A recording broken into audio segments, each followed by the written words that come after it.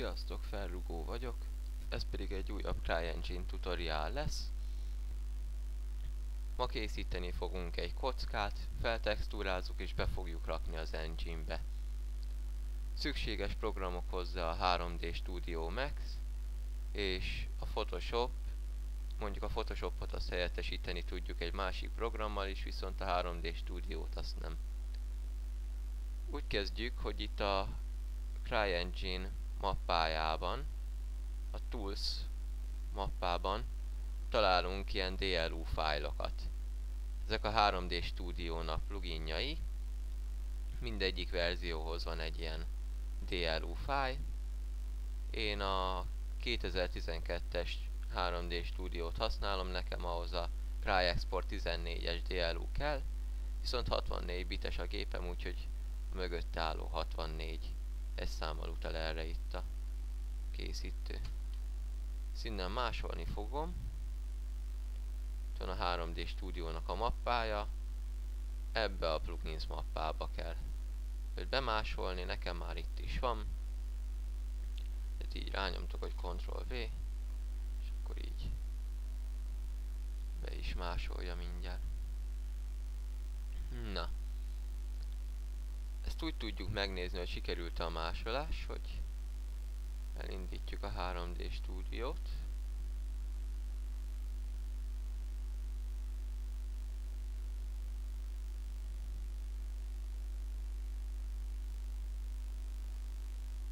Töltőket egy kicsit.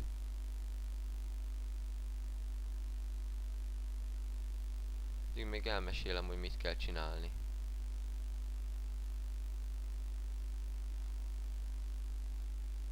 Itt a game mappát, na itt is van CryEngine Settings. Ez, hogyha előugrik, akkor a plugin működik, és ki kell választanunk itt a root directory-t. Ez...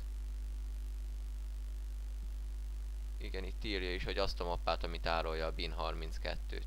Tehát magát a fő mappát. Ahová kibontottátok az a mappa. És így mentitek utána. Ezzel el is indult a 3D Studio. És innen a gamebe fontos, hogy csináljunk egy ilyen Objects nevű mappát. Ebbe tudjuk majd berakni, hogyha elkészítettük a 3D Studio-val az objektumunkat. Már magában van egy ilyen packfile is, ami viseli ezt a nevet, ez a kettő mindig szinkronban van egymással, tehát akármelyikbe rakottok, ez meg fog jelenni ugyanúgy az engine-be. Na, de akkor csináljuk is meg a kockánkat. Az egységek. Az egy fontos beállítás itt, Unit Setup. Ugye tudunk metrikusat, generikusat, use standardot, ugye az ilyen mérföld, ezek. Ugye customot is tudunk. Most szerintem mi generikat fogunk használni, ugyanis metrikusnál nem tudom az átváltás. Múltkor csináltam 1 méterszer 1 méterszer 1 méteres kockát, olyan pici volt, hogy nem látszódott a mappen, úgyhogy maradjunk generiknél, azt még úgy nagyjából értem is, hogy az hogy van. Na, itt megnyomjuk a kockát. És készül is. Rendben. Egy ilyen 100 x 100 x 100-as kockát csinálunk. Ez így azt hiszem generikus egységekben ez a játékban 1 méterszer 1 méterszer 1 méterként fog megjelenni nagyjából. Középre húzom, hogy jól lássuk. Majd még a leírásba berakom ezeket az egységeket is, meg pluginoknak a verzióit is majd leírom, hogy melyik 3D Studiohoz melyik kell. Csinálunk viszont még egy kockát. Ugyanis ez lesz majd az a kocka, amit a játék fizikailag is használni fog. Ez kicsivel kisebb lesz az előzőnél, nekem ilyen 95-ös. Ez azért kell, mert ezt most bele fogjuk rakni az előzőbe. Így. Szépen itt ezen be is tudjuk tudjuk jól állítatni. Na most nem úgy jelöltem ki. Kis kézügyesség se árt. Most a nagyot tolom, a kicsim mi? Úgy hát. Nekem viszont a kicsi kell. Ja, benne is van. Most közelítek, hogy jól lássam. Igen, ez benn van. Itt hogy állunk? Itt is azért egész jól benn van. Itt így följebb tolom. Ez meg így passzol is. Jó, ezzel benn van. Rendben. Ha a kockák elkészültek, akkor el is nevezhetjük őket. Nekem Cry kocka lesz. Persze bármit lehet neki adni, csak fontos, hogy ezt a nevet, amit itt először adunk, ezt jegyezzük meg, ugyanis később ezt még használni fogjuk. És azt a kockát, amit beleraktunk az előbb, azt viszont fontos, hogy proxivá nevezzük át. És csak így fogja felismerni az engine. Nem állítom át őket még polivá. Ezt nem is muszáj. Jó, textúrázunk. Visszamegyünk. Én ide az objektumok mappába már be is raktam egy képet, ez majd a videó előtt is szerepelni fog. Én ezt fogom használni most textúrának, viszont ez egy JPEG kép. Na, a JPEG az egy olyan formátum, amit a CryEngine nem óhajt kezelni, csak a TIFF-et akarja kezelni, úgyhogy ezt valahogyan át kell nekünk konvertálnunk TIFF-é. Ezt két módon tehetjük meg. Első, az ilyen gazdagabb megoldás, az, hogyha Photoshopba szépen megnyitjuk, és így ugye tudnánk is szerkeszteni azonnal, és ha megszerkesztettük, akkor Save As, és innen kiválasztjuk a TIFF-et, és így elmentjük, és kész.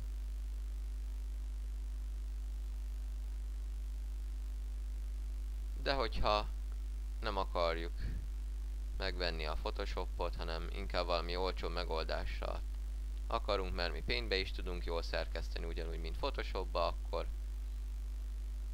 ezt úgy tudjuk megoldani, hogy Format Factory-t letöltitek, majd adok hozzá linket a leírásba. Itt, hogyha telepítettétek, akkor itt is lesz mindjárt így jobb klikkel az indítója. Be is töltitek, érzékelte, hogy kép is itt van, hogy TIFF. Rányomtok, hogy oké, és akkor indításba át is konvertálja nektek. Egyébként itt a dokumentumok FF outputba fogja nektek, itt is van. Már egyszer átkonvertáltattam vele. Ide fogja kirakni. Jó, de most már megvan a textúránk. Csinálunk még egy mappát. Cry kocka névvel. Fontos, ugyanaznak kell lennie a nevének, mint amit majd bele fogunk rakni. És a TIFF fájlt, az előbb elkészítettünk, azt én már bele is rakom. És visszamehetünk 3D stúdióba. Ezt a Material Editort megnyitjuk. Nekem már ez ilyen kompakt nézetben van, alapjában ez így fog kinézni nektek. Ha megnyitjátok, de akkor így a módra rányomtok is kompakt. Itt is van. Itt mindjárt az első, a default, a standard, az nekünk nem jó, nekünk multisub kell. Át is állítom. És itt a set number, ez nekem most 2 lesz, ugyanis csak a proxynak lesz egy textúrája, meg magának az egész kockának, úgyhogy most bőven elég lesz ez a 2. Majd később talán csinálok olyan videót, amiben több textúrát is, vagy nagyobb építményeket csinálunk, akkor ott majd megmutatom, hogy hogyan lehet többet is. Itt is fontos, hogy Cry kockára átírjuk. És akkor válasszuk ki. Első, standard. Crytek shader az nagyon fontos, hogy itt bepipáljuk, mert hogy kiválasszuk. Itt a Maps-nél diffuse color bepipáljuk, és itt már ki is választhatjuk a textúránkat bitmapnél. Fellépkedünk.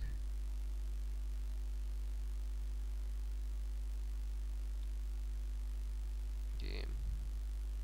Objects. Cry-kocka, és itt kiválasztom a textúrát.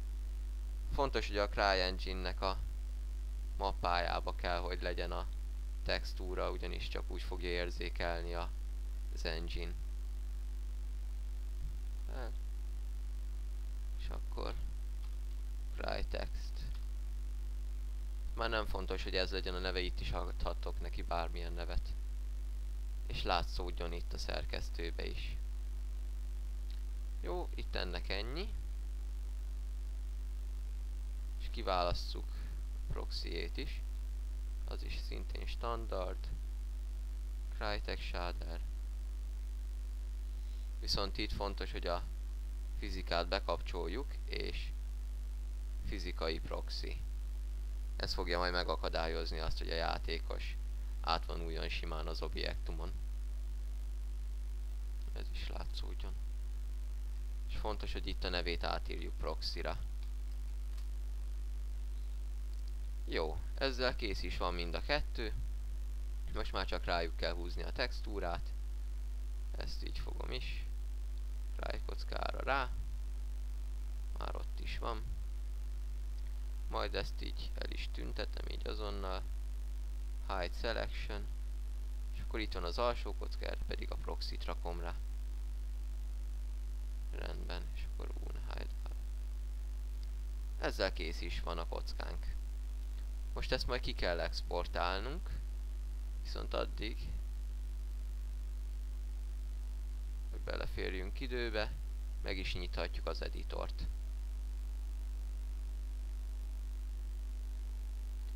Ugyanígy visszalépünk.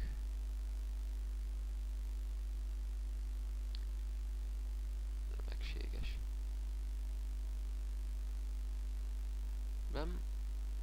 Toldalt a Utilities-be hozzáadjuk még CryEngine 3 exportert, ezért kellett az előbb azt a plugin beimportálnunk ide. És akkor kiválasztjuk így az egészet. A selection. Fontos, hogy a proxy az hátrébb legyen, úgyhogy azt remove-olom. Még egyszer hozzáadom, és így már jó is lesz. És akkor export. De előbb el kell menteni. Különben bebugol. Ugyanúgy CryKocka lesz. És így tudjuk már exportálni. És kész is van.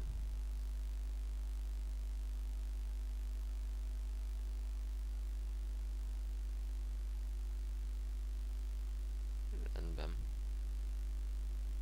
Na most, hogy ez is megvan, most bemegyünk a dokumentumok, 3D Studio, és van a Skinsnél a CryKockánk. Én így a CGF fájlt meg a 3D Studio-nak a fájlát így együtt szoktam szerkeszthetőség kedvéért másolni. És ide be. De főleg a .cgf fájl lesz nekünk majd a fontos. Na, és végre egy mappában van CGF meg a TIFF fájl is. Most, hogy már az editor is elindult, betöltjük szépen a mapünket.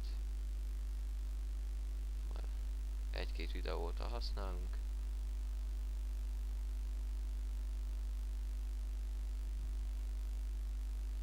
Kivonulok ide szélre. És akkor most várjuk, hogy jól fog működni. Szóval most már a kocka ki van importálva, viszont a textúrája még nincsen. Azt úgy tudjuk, hogy Create Material-t itt megnyomjuk az exporterben. Akkor visszaugrunk gyorsan a játékra, és itt a Game folderből ugyanúgy az objektumokat fogjuk kiválasztani, és a CryKocka mappát. És ide beírjuk, hogy CryKocka. és mentjük. És itt is van. Ki is importálta nekünk.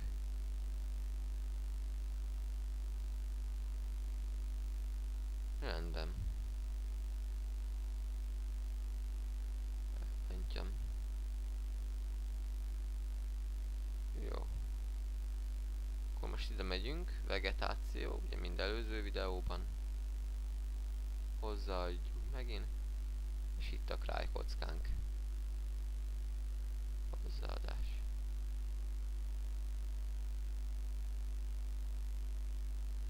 És hogyha most minden jól megy, akkor szép kis kockákat tudok ide lerakni. Igen. Hoppá.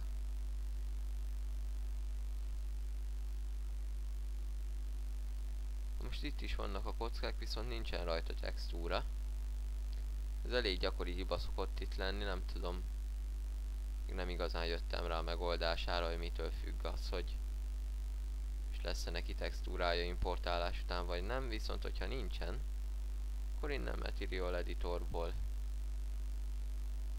ugyanúgy kiválasztjuk a Fry kockát. Itt is van neki a textúrája, és így csak rá. Na. Ja, hogy még most zépa vagyok. Festést abba kéne hagyni. Na így. Kiválasztjuk. És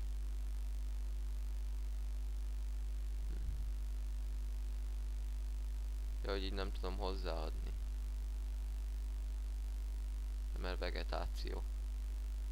Akkor viszont nem így fogjuk hozzáadni a kockánkat,